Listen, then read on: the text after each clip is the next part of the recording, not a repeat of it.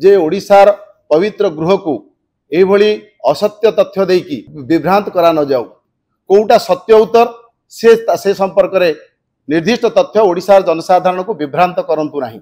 अनेक समय रे भारतीय जनता पार्टी बंधु माने विभिन्न मिथ्या प्रतिश्रुति मिथ्या भाषण दे लोकों को विभ्रांत करिथांती। ए कथा जेतेबेले से बाहर करंती लोकों विभ्रांत करंती से भिन्न कथा।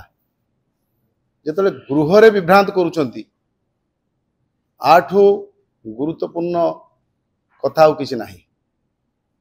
4.5 कोटी लोकंकर आशा भरसार प्रतीक होची ओडिशा विधानसभा। विधानसभा भितरे जो तथ्य सरकार उपस्थापित करिवे ताहा साधारण लोकों को विभ्रांत कर तथ्य हवा उचित नुहे। ताहा सत्य उपर आधारित हवा उचित ता लोक स्वार्थ रे से कथा कहवा उचित। मो एठी आपण मानकु गोटिए दुडिए उदाहरण देवा चाहूची। आज जेतेबेले प्रश्न काल रे जलसेचन विभाग संबंधी एक प्रश्नर उत्तर रे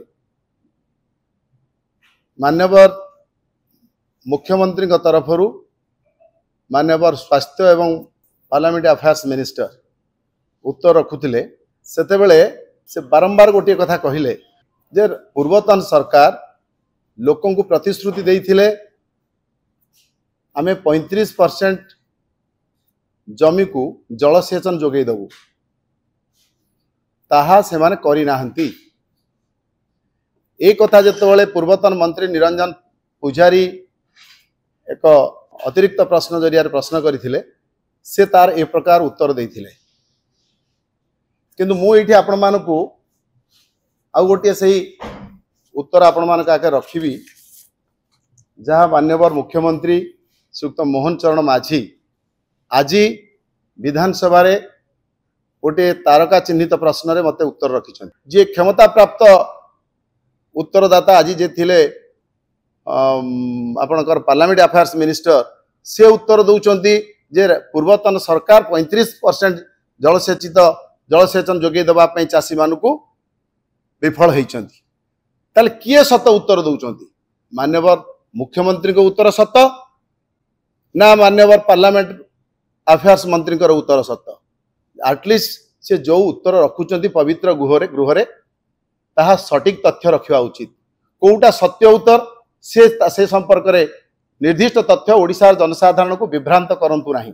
आर विचार करिवे ओडिशार जनसाधारण जे ओडिशार पवित्र गृह को एभली असत्य तथ्य देकी विभ्रांत करा न जाऊ। आगे मु दाबी करिवि से स्पष्ट करंतु को उत्तर सत्य। पार्लियामेंट अफेयर्स मिनिस्टर को उत्तर सत्य ना मान्यवर मुख्यमंत्री मते जो उत्तर देइछन ताहा सत्य। ता सहित आज सही प्रश्न रे आउ गोटे व्यतिक्रम देखा जाइथिला विधानसभा रे। साधारणतः कौन प्रश्न कौन सदस्य जतले पचारि थांती तार उत्तर कौन मंत्री रखिले सेथिरे मुख्यमंत्री अधिकार अछि हस्तक्षेप करके उत्तर अधिक उत्तर देवा पाई। किंतु आज देखा जाइथिला व्यतिक्रम विधानसभा रे जड़े मंत्री मुख्यमंत्री द्वारा अधिकृत है क्षमता प्राप्त हो उत्तर दौरान मुख्यमंत्री मान्यवर मुख्यमंत्री तरफ पार्लियामेंट अफेयर्स मिनिस्टर आज जलसेचन विभाग उत्तर रखुले। से उत्तर रखला बेले आमे देखिलु जेतेबेले पूर्वतन अर्थमंत्री निरंजन पुजारी अतिरिक्त प्रश्न उत्तर देवाक जाई उप मुख्यमंत्री कनकवर्धन सिंहदेव आसीथिले उत्तर देवाई।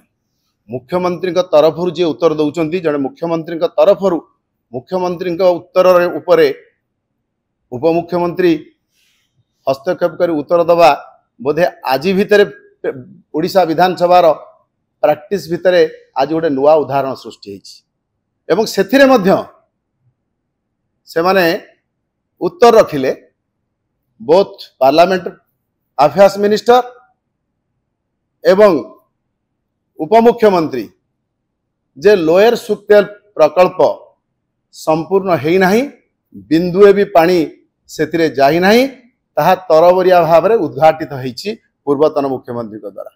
ए संपर्क में मध्य मु गोटे प्रश्न पचारि आज 19 प्रश्न संख्या हूँ 224 प्रश्न थिला मुख्यमंत्री अनुग्रह करी कहिबे कि राज्य रे केउ को बृहत मध्यम जलसेचन योजना रे समस्त प्रकल्प काम जोंथरे केनाल संप्रसारण आदि अंतर्भुक्त ताहा एजाए सरी नाही से काम सारिबा को केते अर्थ आवश्यक और प्रति प्रकल्पर काम केबे सुधा शेष करिवार लक्ष्य रहिछि।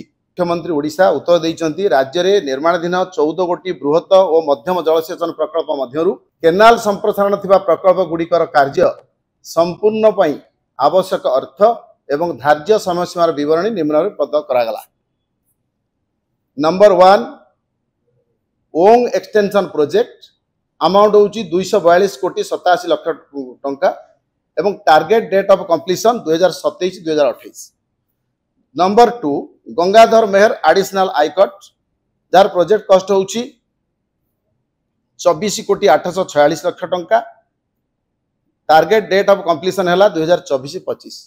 तमन एई दुईटी प्रकल्प को छाड़ी आउ समस्त 14 गोटी प्रकल्प कार्य सरी जाइछि एकदा सरकार स्वीकार करछंती।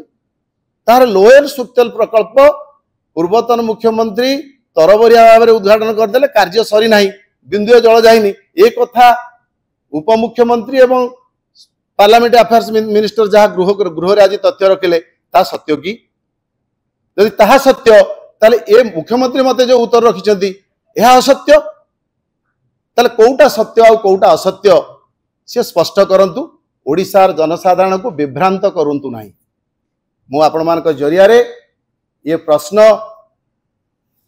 मान्यवर मुख्यमंत्री सम्मानीय श्रीयुक्त मोहन चरण माझी को रखा चाहूँगी से निजे ये कथा गृह रे स्पष्ट करंतु ये दुईटी प्रसंग रे कोउटा सत उत्तर ता ओडिशार जनसाधारण आगे स्पष्ट हेबे एवं ये विभ्रांत लोकंक मनरु दूर हबो। एभली असत्य विभ्रांतकर तथ्य देई ओडिशावासी को विभ्रांत करंतु नहीं कारण ओडिशावासी बहु आशा भरोसा देकी भारतीय जनता पार्टी को शासन दायित्व देइचंती।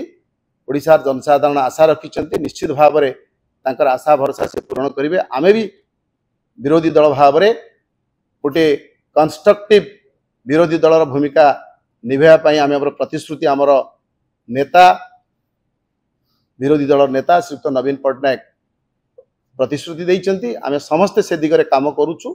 आमे ओडिशार जनसाधारण समस्त अपेक्षा करिछु ए प्रकार विभ्रांति तथ्य न देई ये विभ्रांत को से दूर करंतु एवं कोउटा सत्य आउ कोउटा असत्य ता खूब शीघ्र से लोकलोचन को आनंतु।